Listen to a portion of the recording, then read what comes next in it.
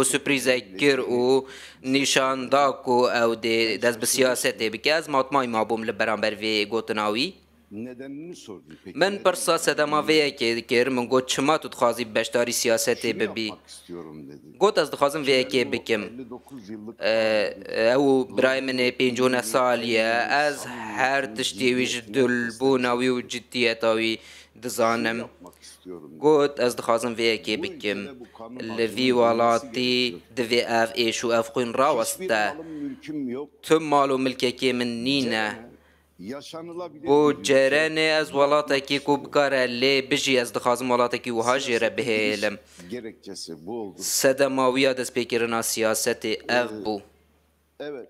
Malı ve mülkü belê yok ama mal û milkê wî nebû lê bi qasî çiyayan hûn ji me re hiştin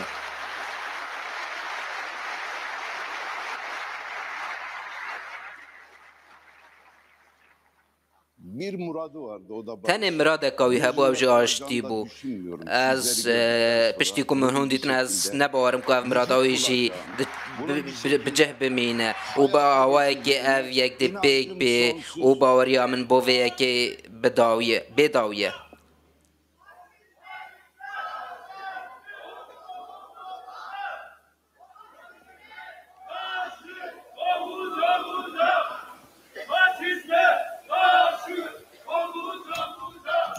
son olarak herî dawî söylemek ez istiyorum. dixwazim tiştekî bêjim